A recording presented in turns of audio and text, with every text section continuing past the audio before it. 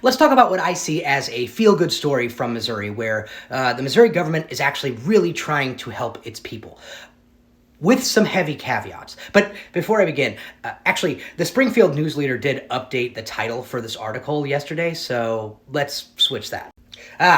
There we go. Gotta love title editors.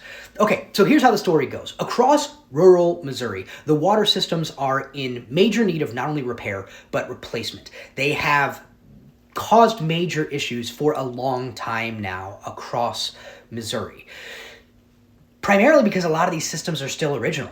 So they haven't been replaced since the 70s, or some in this article are even cited as being 90 years old, which obviously causes pretty significant problems. But spending money on the budget, particularly on public works projects and infrastructure, has not been a major priority for the Missouri GOP for the last 20 years.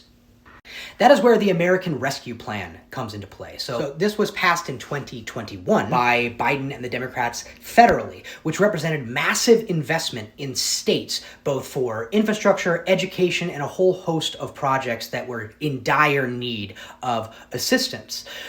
However, here in Missouri, the GOP leaders who control our state dragged their feet, didn't want to spend the money. In fact, they nearly lost the money because there was a deadline to spend it.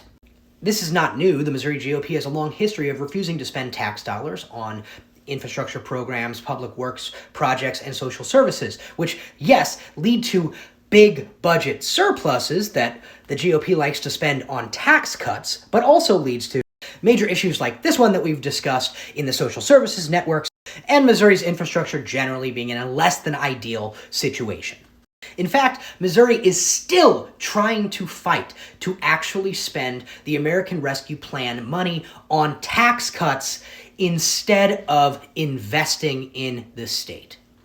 So where does that leave us? Well, for now, we're addressing the poop in the water in rural Missouri, but most in those communities have already noted that this money, yes, while hugely helpful, does not go far enough, and they need more funds.